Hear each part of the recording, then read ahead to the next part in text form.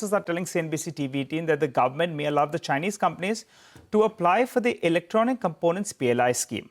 Ashmit joins us to tell us what's the proposal and what's the news piece out there. Ashmit? Well, an important development, especially given as how a large part of the global value chain, especially for components, rests in China. So we understand that the government has taken a decision to allow Chinese companies to partake as a part of the electronics component PLI. However, there are a number of caveats that need to be borne in mind. Chinese companies cannot come by themselves.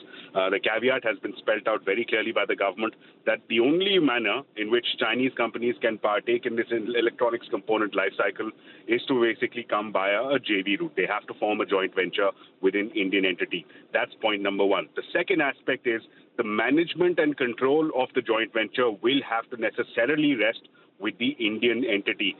So there has to be a stake of more than 51% or more as far as the Indian entity enjoys as a part of this joint venture. As far as what the Chinese shareholding could be, well, that's again an important caveat to be borne in mind.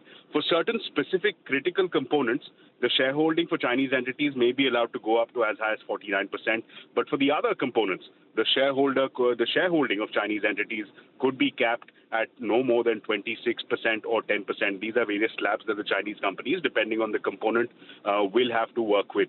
The other aspect which is critical is that there necessarily has to be a transfer of technology aspect.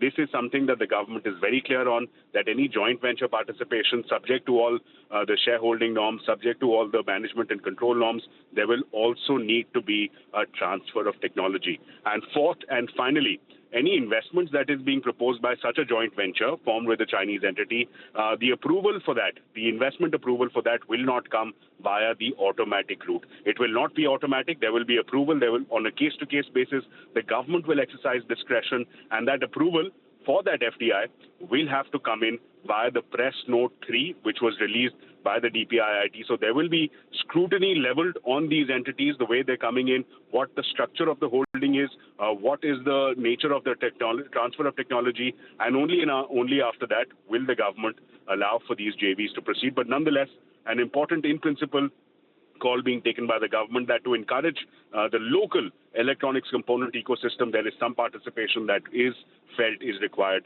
from the Chinese counterparts. Back to you. Okay, Ashmit, thank you very much for that. That's a big story, but lots of riders in place, so China will get a leg in.